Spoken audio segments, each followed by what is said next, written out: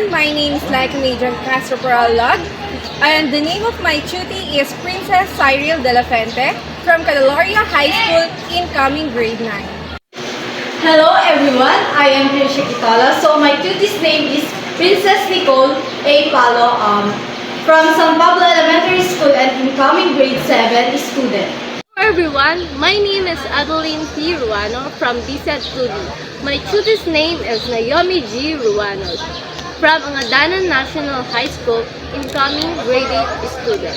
Everyone, I'm Melody Saltat from USED 2 Filipino, and the name of my tutor is Ronaldin P. Alonso, grade 8 for this coming and from San Guillermo Vocational and Industrial High School. Good day everyone, I am Berlin Joy Cabisora from BSED 2 Filipino. My tutor's name is Maria Micaela De Leon Manlanao from Alicia National High School and incoming grade 8. Good day everyone, my name is Regine Kitagata and the name of my tutor is Skylar Jade Cristobal from Buyon Integrated School and incoming grade 7 student. Good day everyone, I am Daisy Mendistal and my tutor's name is Maribel Cabanilla from Imelda R. Marcos High School, Mobile and Alex, and she is incoming grade 9 student. Hi guys! Hello! How are you? Are you okay? Yeah! I have some chicas. Do you know what project literacy means? Yes, I know! Oh really? So, what's all about project literacy? So, L stands for learning. Oh, then what about I?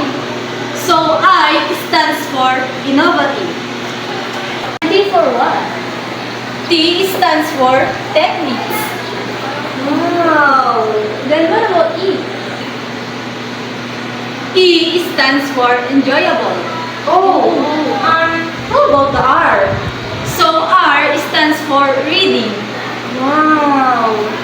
A stands for activities. Wait, don't you know that C stands for computations? Yes, I know. Y stands for youth. And that is Project Literacy. General Objectives. The Literacy Program is a comprehensive extension program of the College of Education which aims to empower slow and challenged learners of secondary school of Angadanan and to provide them means to improve their reading, comprehension, and mathematical skills and become confident and motivated learners. Specifically, the project aims to conduct at least 2 tutorial sessions per month for their adapted duty to fully enhance learners' reading speed, accuracy, and comprehension.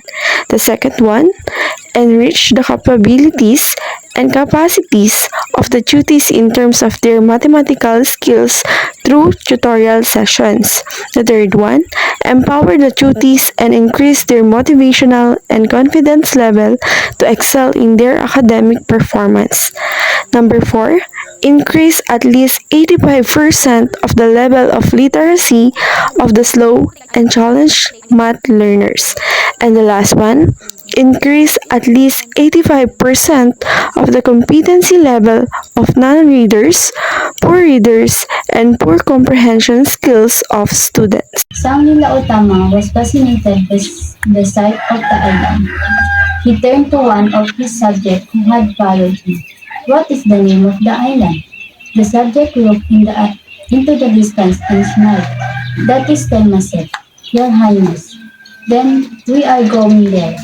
The king ordered his fleet to set sail and they began on their journey towards the island. Suddenly, the once clear blue skies were covered with black clouds. Heavy rain poured from them and strong bursts of rain threatened to tear the ship apart. The ship carrying Sanghila Utama was in the very eye of the storm. The crew lowered the sails, started to bail the water from the ship and get most of the cargo of the fishermen. However, an idea came to the king's head. He remembered a story his grandfather told him of how one of his ancestors became the sea king and that his crown was the only thing which belonged to his ancestor. He removed his crown immediately and threw it into the sea. So you may start, read. The Singa sang nila Otama and imaginative adventures. King was restless by nature and wanted to travel to far away place. He loved hunting wild animals, so when he heard that there were stags in the jungles of Tanjong Bentam, which were not easy to hunt, he was excited and took with him a great fleet of ships to Tanjong Bentam. When the king arrived upon the island, he and his subject had a hunting expedition that lasted several hours, slaying many wild and savage beasts, but no stags. The Singa, Germinal of Singapore, sang nila Utama, an imaginative and adventurous king, was restless by nature and eager to travel to faraway places. He loved hunting wild animals, so when he heard that there were stags in that were difficult to hunt, he became excited and took with him a great fleet of ships to Tanjong Bentam. When the king arrived on the island, he and his subjects embarked on a hunting expedition that lasted several hours, during which they slew many wild and savage beasts, but found no stag. This disappointed the king, leaving him with a sense of unfulfillment in his heart. Suddenly, a large stag darted out of the bushes in front of Sang Nila Utama, giving the king a shock. The Singa sang nila Utama, an imaginative adventurous king, was restless by nature and wanted to travel to faraway places. He loved hunting wild animals, so when he heard that there were stags in the jungles of Tanjong Bentam, which were not easy to hunt, he was excited and took with him a great fleet of ships to Tanjong Bentam. When the king arrived upon the island, he and his subjects had a hunting expedition that lasted several hours, slaying many wild and savage beasts, but no stags. This disappointed the king, for he had a sense of unfulfillment in his heart. Suddenly, a large stag darted out of the bush in front of Sang Nila Utama, giving the king a shock. But the king drew his silver dagger and hurled it at the stag, only grazing the animals. The stag began to run, and the king pursued. In those days, it was either your feet or nothing. The stag ran through the jungle. The Singa sang nila Utama, an imaginative adventurous king, was restless by nature and wanted to travel to faraway places. He loved hunting wild animals, so when he heard that there were stags in the jungles of Tanjong Bentam, which were not easy to hunt, he was excited and took with him a great fleet of ships to Tanjong Bentam. When the king arrived upon the island, he and his subjects had a hunting expedition that lasted several hours, slaying many wild and savage beasts, but no stags. This disappointed the king, for he had a sense of unfulfillment in his heart. Suddenly, a large stag darted out of the bush in front of Sang Nila Utama, giving the king a shock. But the king drew his silver dagger and hurled it at the stag, only grazing the animal. The stag began to run, and the king pursued it. In those days, it was either your feet or nothing. The stag ran through the jungle, and The Singa sang nila Whitish snake and a red body. When the king drew his bow and arrow, the beast stared black at him with golden eyes and let out of the penny guard before leaping in the jungle. What sort of animal was that the king asked. A wise old man stepped forth.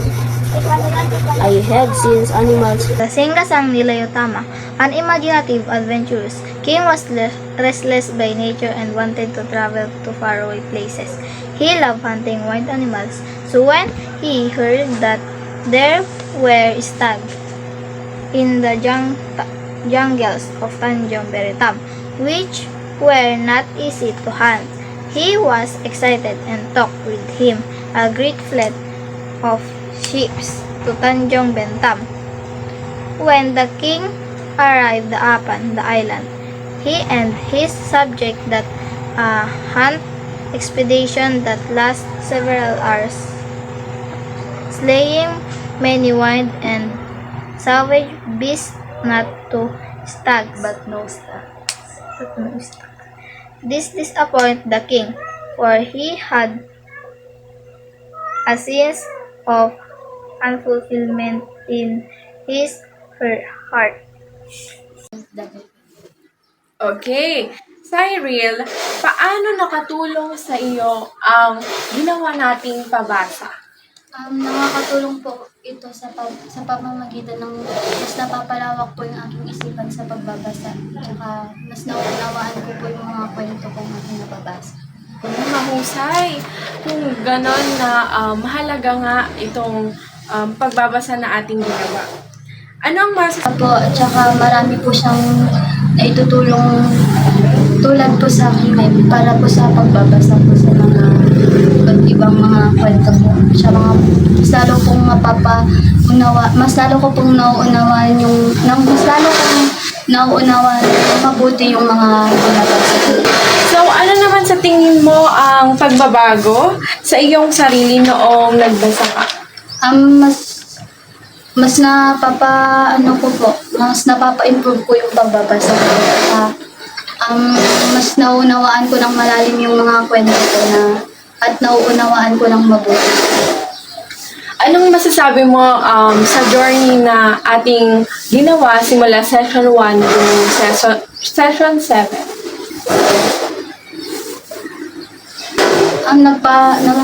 Nakakatulong naman po para sa akin po ate kasi mas lalo ko pong nai-improve yung pagbabasa ko po. Tsaka marami po akong naunawaan sa mga naitulong ko sa akin. Malaking tulong nga itong pabasa sapagkat sabi mo nga nagkaroon ka ng improvement sa iyong sarili at mas lalo pang napalawak ang iyong bokabularyo lalo na sa pagbabasa. Ano naman masasabi mo sa ginawa natin na tuwing weekend lang siya ginagawa tapos naisasabay pa siya sa school days mo nun or sa madami kang gawain bago yung bakasyon? Mahirap po ate pero okay naman yun ate kasi para mas lalo pa pong marami pa pong madadagdagan po na kaalaman ko sa akin sa pagbabasa. Okay. Ako naman ay lubusang nagpapasalamat sapagkat ginab mo yung opportunity na mapasama ka sa pabasa session namin. So, para naman sa'yo, Alvin, ano masasabi mo sa akin bilang isang tutor mo at paano nga ba ako magturo sa'yo para matulungan ka sa pagbabasa at maging sa spell? Masasabi ko lang po sa inyo is mabait na tiyaga at magaling po. Higit po sa lahat is natutulungan ako hindi lang po sa pagbabasa. Natutulungan ko na mas lalo kong maipapalawak po yung aking kaalaman. And then, marami po akong natutunan na tinuro niyo po sa akin Ate Laika. And maraming salamat po ate dahil isa po ako na napili niyo ate na turuan niyo po para po sa programa niyo na po nakabasa niyo. May mga question ako sa iyo. So, sa ating pagbabasa, ano ang masasabi mo sa doon? Nag-enjoy ako. Ano? Nag-enjoy. So, Ano sa tingin mo na pagbabago sa'yo?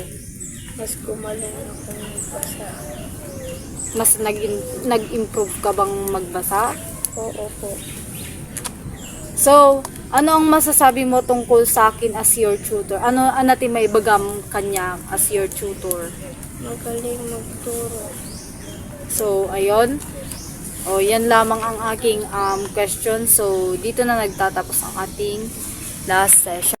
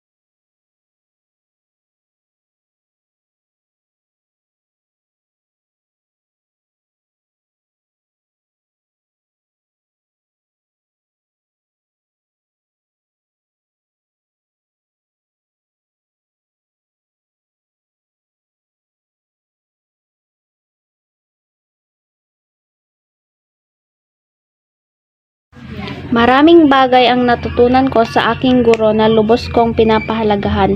Hindi lang siya naging isang tagapagturo ng mga aralin, kundi isang gabay din sa aking pag-unlad. Una sa lahat, ang kanyang pasensya ay talagang kapuri-puri. Madalas akong magtanong ng paulit-ulit. Minsan nga'y mga tanong na tila simple lang, pero lagi siyang handang magpaliwanag ng may kalinawan at pag-unawa. Hindi niya ako pinaramdam na hangal o pabigat. Isa pa, hindi lang siya nakatuon sa akademikong aspeto.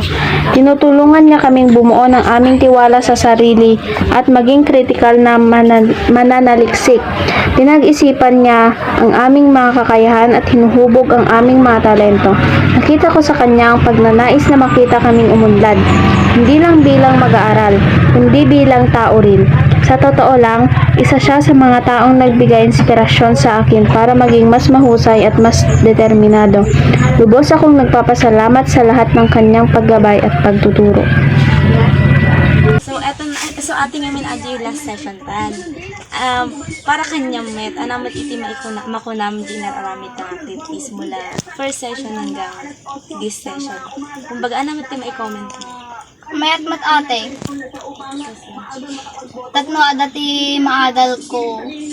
Ngaji majak pa na adal di unag ti eskulaan. Adawat iti na. Di anti kwento adamot na adal.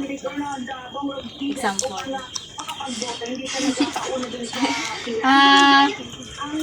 Kailangan na nga i-sacrifice tatno makadanon lang ijay papanan na tanong man di lang nga kasakit. So di in highlight mo sacrifice. Anawat iti maibagang tanya bilang temporary parang teacher ba ganon. Anawat iti maibagang. Thank you latan ate ata adamat na adalak po ay basit. Thank you with kanyang kasi timayag kang aging parte iti ating project ko. Kaya anawat iti maibagang iti kabuanen Aji pinagpabasak ti manungal daw ka damat lang ang tutunak ije nga. Kas lagi ji nagtatangking nga words nga manjak pa nga nasursuro ji yung niya ti eskwela ang ramdamok pa lang nga mabasa.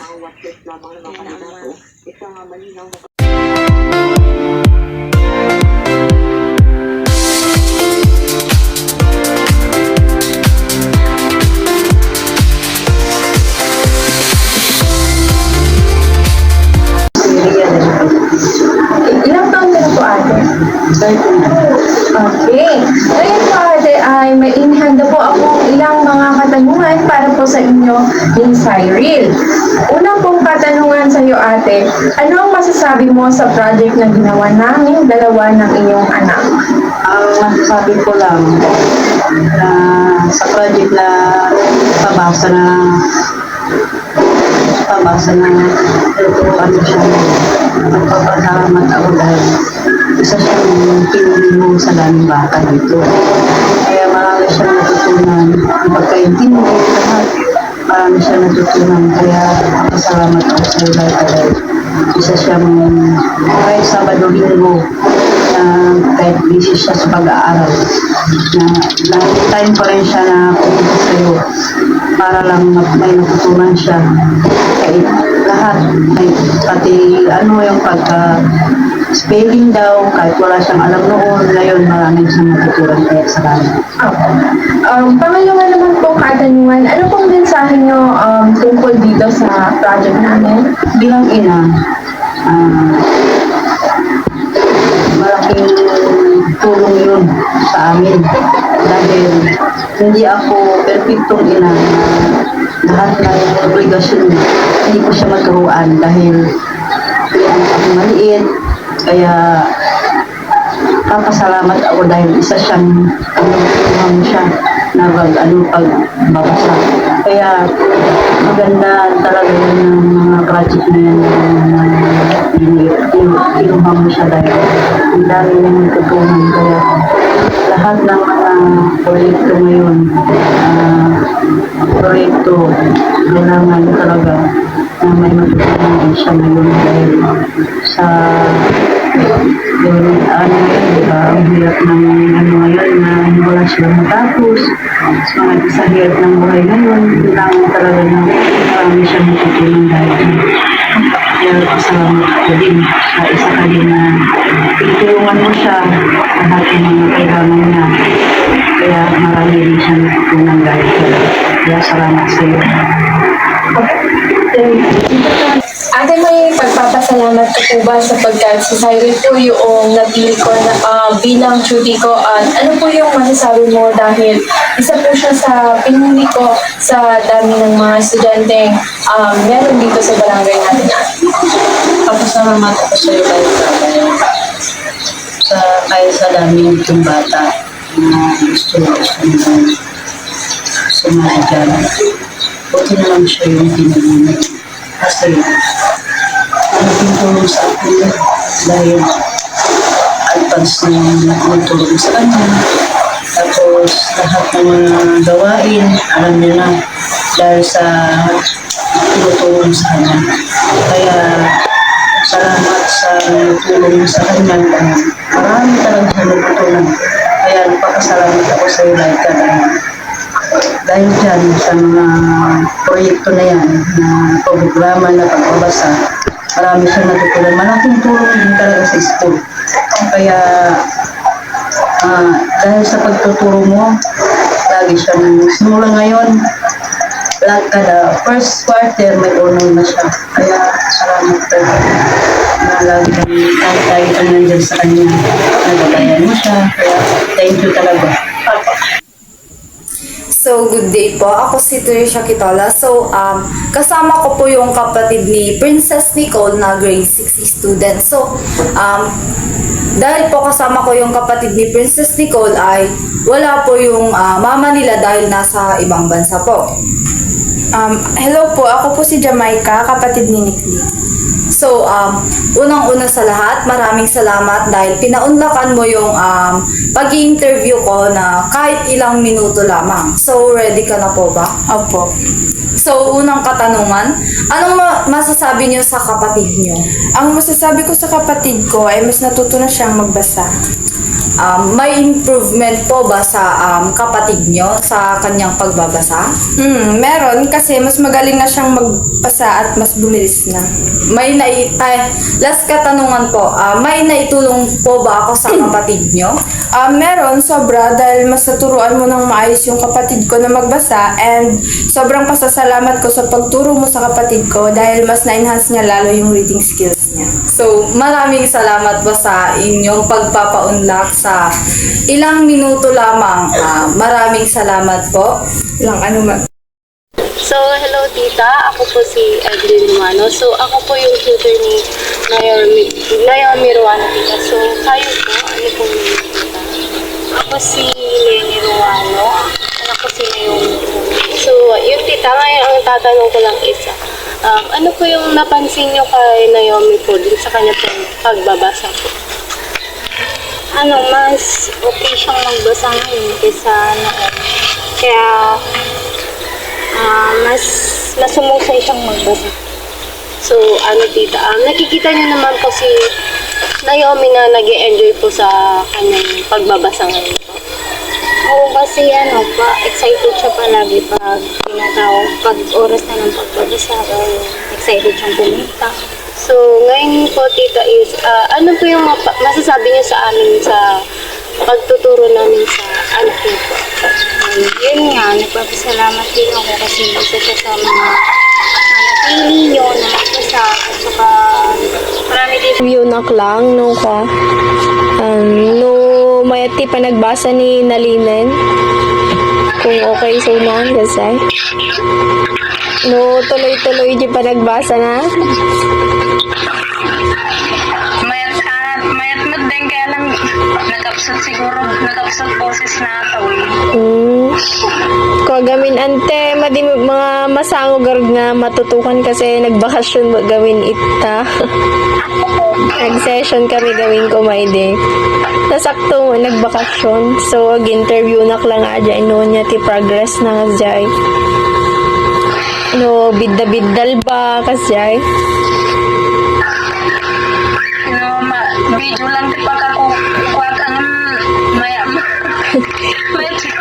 Napartakot ante.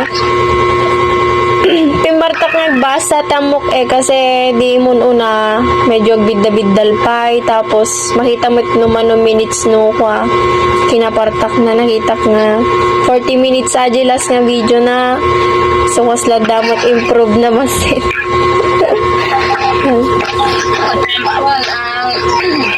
Ate lang gamin no video ay nakadagiti ating naman pandagulgulwan. Isugarod ante. Natural lang mo't ata ante. Siyempre, kabsat. So, garod ante kasi latan na di lang mo't interview ko ka. Para niya no sa ding? Di lang yung subject mi ante nga kwa. Special education gamin. Nagsuro kami gawin tubing nga di hanunay makabasa kasi nga di medyo ampay unay nga fluent ti pa nag-English na siya. Last session mi mutkit din ante. Parang makabasa nga nasaya atan. Ato yung kami looking ko nga ito yung magtabayin so dami. Sa garod ante, hampay mo nagtagtagari. Wow, kinudatatunit ti balay ka po. Kaya dadati sa bali na kawanan, lalo ti skwilaan, nawanan. Okay lang ata ante, at least the progress na ano. Sige garod ante, aja lang. Thank you tayo na ano sa ninalin. Puro yung ano nga session. Okay lang ata, basta may improve ti pa nagbasa na din okay lang. Nande. Sige garod ante, thank you Thank you Nalin. May kaptingin natin. Ayan, so tatanungin naman po natin si Mami Cathy kung ano yung napansin mo ate sa mga nakaraang session namin ni Kayla. Ano yung parang napansin mo sa kanya or may improvement ba ganon sa reading? Para sa akin, nung nakaraang session nyo is okay naman din. Ngayon naman na narinig ko ulit na dun sa binasa niya is okay naman din, kaso may mga observation lang ako na parang mabilis at hindi siya gumagamit ng tuldok sa mga binasa niya. Nakakalimot. Yes, kasi dire-diretso lang yung pagbasa niya. Yun lang naman. Ngayon, si Kayla. Good day everyone, I'm Daisy Lindsay from Giselle to Filipino, and today po kasama ko po yung mama ni Miss Maribel na si Mrs. Mercedes Cabanilla. So, Auntie, ano naman po yung masasabi niya sa ginawa namin ni Maribel? And ano naman po yung mako-comment niya sa akin? Or ako na bilang nagturo sa kanya ng ilang session, kumbaga. Okay lang mo. Okay lang, Auntie, oray hilo ka na. Okay lang mo, masurusuro ng amin iti ko. Adal nga hanang pa'y na nag-adal. Kanamot iti mafisilyo, Auntie. Okay, naragsak ati Rikna. Basta kada mamaadal na. Okay, kanamot iti maibagayo yan ti anak yung ako ni Maribel. Ikikayat ko mga may tulad king ka anak ko nga kuwa. Nga makangato ko mati pinagadal na. Dahil lang iti may baga. Anamot iti maibagayo kanya. Kaya ano sa alaang mo niya pag kung pagkukurangan na nga mo ano sa mga isuro diyan. So anamot iti maibagayo J and J inararamid mix diyan nga. Kumbaga iti nga project, anyamot kumbaga iti para kanya yung anamot iti na itulong nato ni Maribel. Di mo tabaga naman ni Maribel nga ako na adamit ti nasursuro na nga adal na. Adi mo ti sa una kanya. Adi lang na.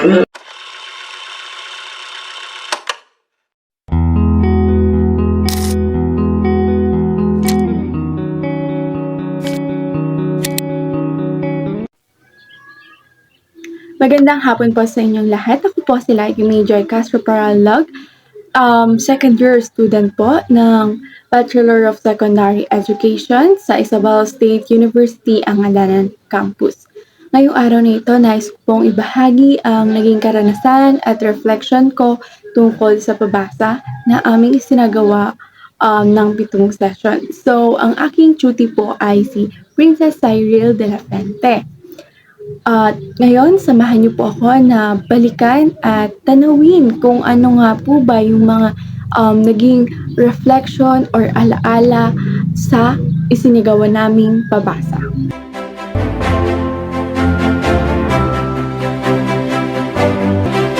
Bilang estudyante na kumukuha ng kursong edukasyon, lubos akong nagpapasalamat sa proyektong pabasa sapagkat mas namulat ako sa tunay na kahulugan ng pagtuturo. Nahasa ako hindi lamang sa pagbabahagi ng kaalaman kundi sa pag-unawa sa pangangailangan ng isang batang estudyante. Naranasan kong makipag-ugnayan sa magulang, gumawa ng estratehiya upang mapanatiling interesado ang bata at higit sa lahat, nakita ko ang epekto ng pagtuturo sa buhay ng isang mag-aaral. Ito ay nagsilbing paalala sa akin kung bakit ko piniling maging guro upang makapagbigay ng inspirasyon, kaalaman at pag-asa sa mga kabataang nangangailangan. Bilang isang tutor sa programang pabasa, isa ito sa karanasang hindi ko malilimutan. Sa bawat session na kasama ko ang aking tutor na si Cyril, nakita ko kung paano unti-unti siyang nagbago mula sa pagiging mahiyain at tahimik hanggang sa pagiging mas bukas, mas interesado at mas determinado na matuto. Ang bawat pagbasa niya ay kwento ng may kaakibat na pag-unlad, hindi lang sa bilis ng pagbasa, kundi pati sa kanyang pag-unawa at kumpiyansa sa sarili. So sa bawat session namin isinagawa din ay mas nakilala namin ang isa't isa. Nagkaroon kami ng mas malalim na ugnayan, hindi lang bilang tutor at tutie, kundi bilang magkaibigan na nagtutulungan upang matuto. Nakakatuwa ring marinig mula sa kanya na nagpapasalamat siya sa akin dahil natuto raw siya ng marami at magagamit niya ito sa kanyang pag-aaral. Sa simpleng salita ng ate, salamat po, ramdam ko ang tunay na epekto ng pagtuturo, ang makapag-ambag sa paghubog ng kinabukasan ng isang bata. Lubos akong nagpapasalamat sa kanyang sa aking tutie at sa kanyang mama dahil binigyan niya ako ng tiwala at pagkakataon na maturuan ang kanyang anak. So sa kabila ng kanyang pagiging abala sa negosyo at sa pang-araw-araw na gawain, hindi naging hadlang ang mga ito para suportahan ang aming pabasa. Ramdam ko ang pagmamalasakit niya sa edukasyon ng kanyang anak at bilang tutor, napakahalaga sa akin ng ganitong klase ng suporta mula sa magulang. Kaya lubos po ako nagpapasalamat sa iyo, Ate Ria, sa mabuti mong puso. At igagab ko na rin po yung pagkakataon na ito para magpasalamat po at ipaabot po ang taos-pusong pasasalamat ko kay Ma'am Judith Darakan sapagkat sa pamamagitan ng proyektong ito or activity nito, hindi lamang ang mga bata ang nahasa, kundi maging kami rin mga tutor. Napakalaking tulong ng output na ito upang mas mahasa ang kaalaman at kasanayan ng mga kabataan sa pagbabasa at pag-unawa. Isa rin itong paalala sa amin na ang pagtuturo ay hindi lang basta pagtuturo ng leksyon, kundi pagtulong upang baguhin ang buhay ng isang bata. So, masasabi ko po na ang pabasa na ito ay hindi lang simpleng proyekto or activity. Isa po itong napakamakabuluhang paglalakbay na puno ng pasensya, pagmamalasakit, pagmamahal sa pagtuturo. Habang buhay ko itong babaunin bilang isang sa mga pinaka matatamis na karanasan ko bilang isang tutor. So, nagpapasalamat po ako sapagkat naging matagumpay ang buong session 7 namin. Tapos po ito ng mapayapa at masasabi ko na mula simula lahat ng hirap namin ay worth it. Kaya muli, Ma'am Judith Darakan, marami pong salamat sa proyekto na ito sapagkat mas lalo akong nahubog, hindi lang po ako, kundi lalo na yung tutie ko sapagkat sa pamamagitan po ng activity na ito ay naibahagi ko rin po yung kaalaman ko sa kanya na maaari niyang magamit sa pang-araw-araw na pamumuhay at maging sa paaralan po. Muli, marami pong salamat at magandang araw po.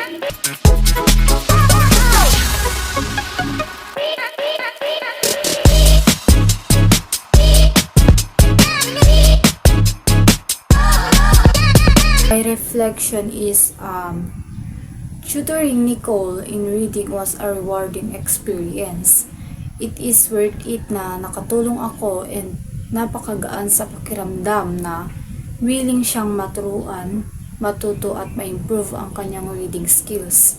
Sobrang gaan sa pakiramdam na habang tumatagal ay natutulungan ko siya and at the same time ay natulungan niya din ako on how to understand a situation like that.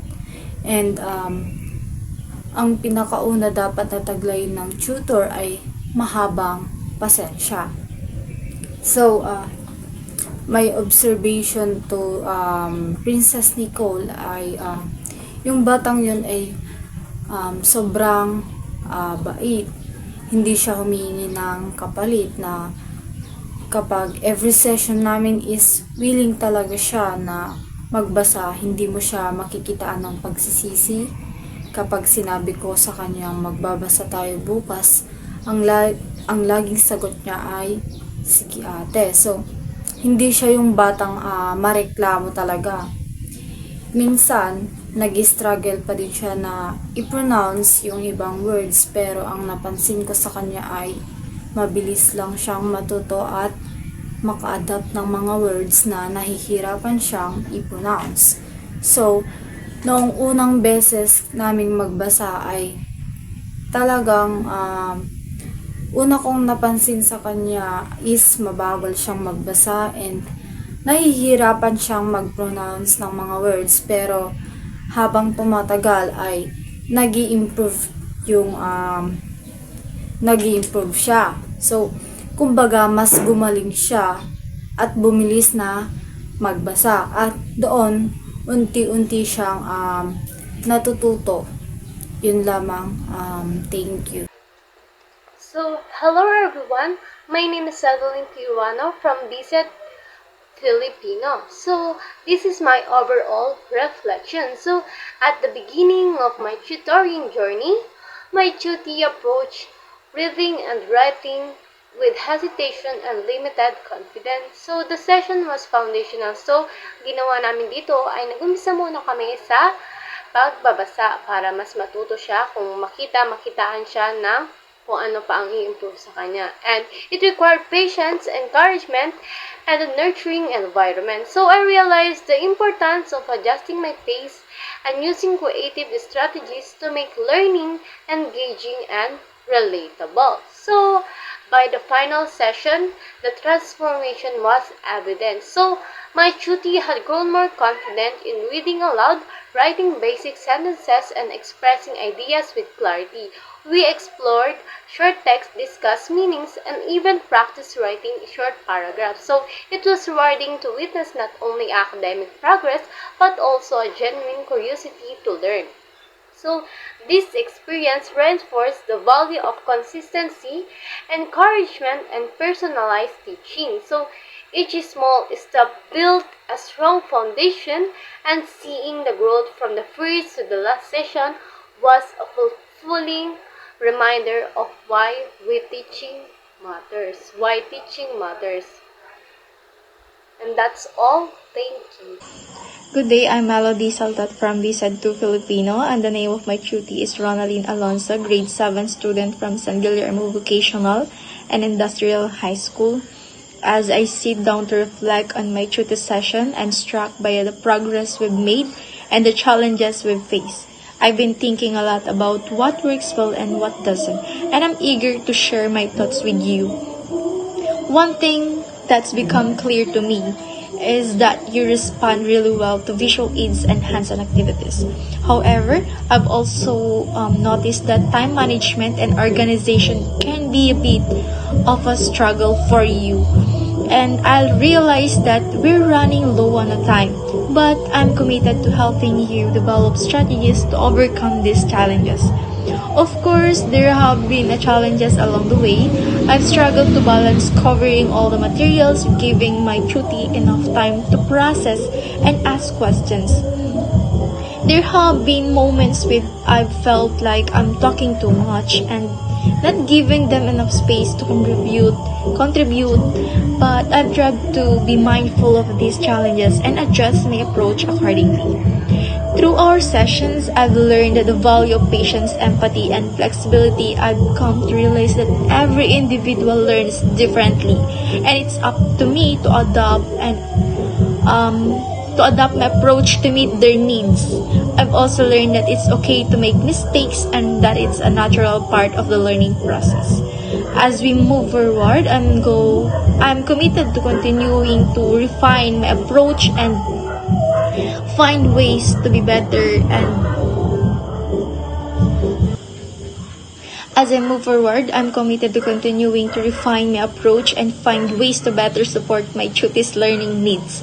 I'm excited to see how they continue to grow and develop, and I'm honored to be a part of their learning journey. That's all my journey throughout my session on my tutor. Thank you, that's all.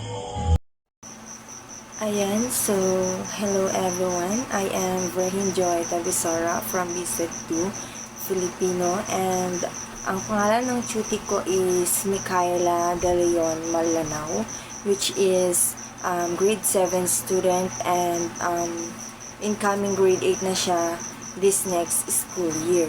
So, ang reflection ko sa pag-tutor is meron yung time na mafe-feel mo frustrated ka kasi and disappointed kasi minsan hindi natutuloy yung date na nakalaan para magbasa kami kasi nga busy siya, may mga kailangan din siyang gawin and also meron din akong ibang kailangan gawin, so hindi nagmamatch yung availability ng time namin.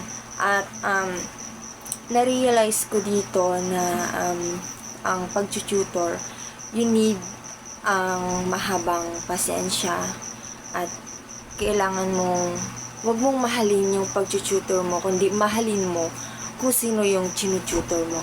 Kasi sa naganap naming mga sessions, na-realize ko doon na hindi pala madali ang mag-tutor kasi the behavior and yung kasi tutor ko is introvert siya, so mahiyain siya. Hindi ko alam kung napipilitan na lang siya minsan or willing siyang magpa-tutor sa akin.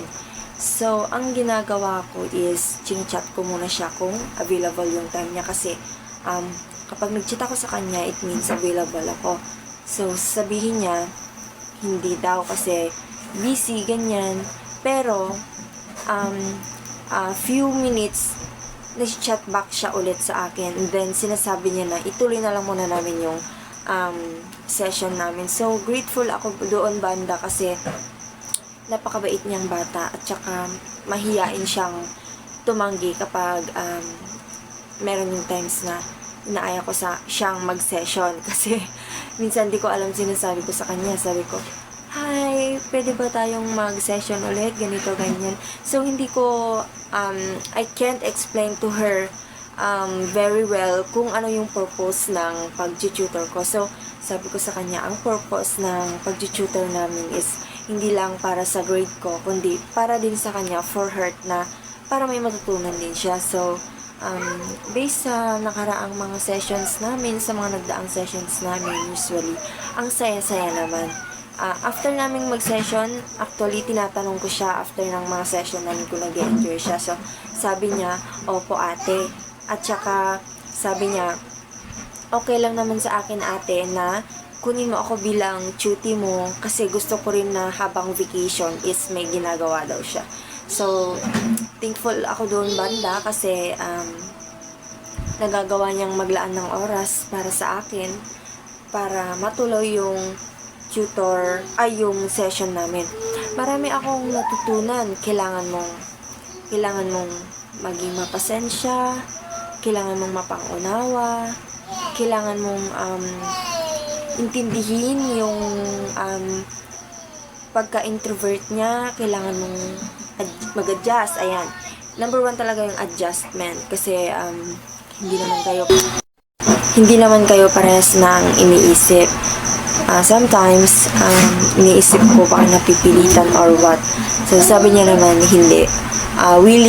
May willingness siyang nafe-feel when it comes pag inaaya ko siyang mag-session. So, hopefully, sa susunod pang mga gagawin, ay maaya ko pa siya para mas magkaroon kami ng communication and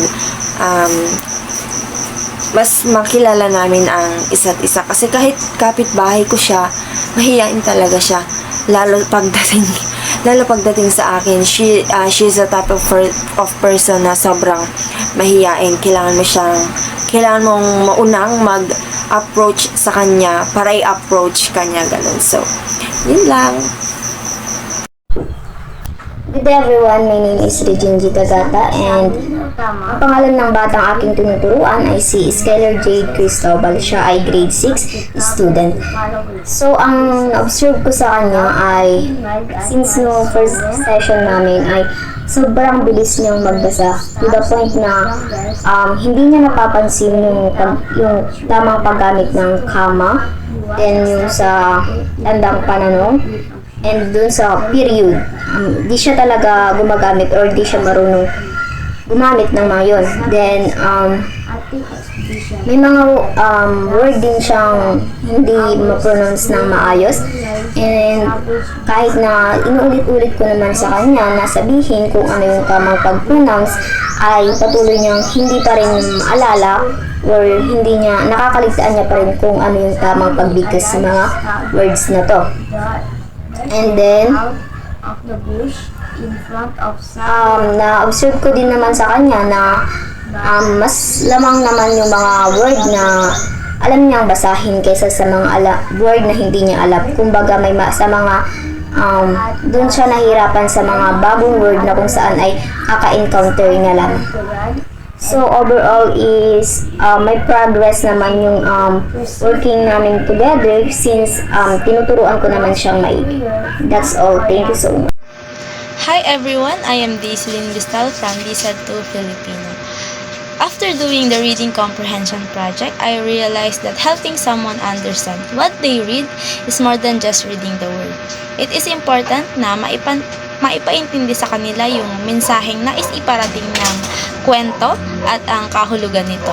By doing this project, I realized the importance of connection between the teacher and the learner, wherein they both learn from each other. As future teacher, I've learned that motivating and boosting the confidence of your learner ay malaking tulong sa kanilang pagkatuto. Hindi sila mahihiyang mag-share ng kanilang thoughts and magkakaroon kayo ng matibay na communication. And we as a teacher, we need to be patient. Huwag nating i-pressure ang ating mga estudyante dahil sila ay may kanya-kanyang way sa pagkatuto.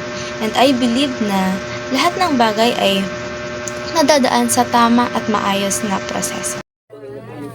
That's why I do believe, ladies and gentlemen, that it is not about the speed of how students read. It is all about how the tutor can fully understand what is he talking about and what is he reading all about. That's why it is more importantly, it is the understanding of the tutor.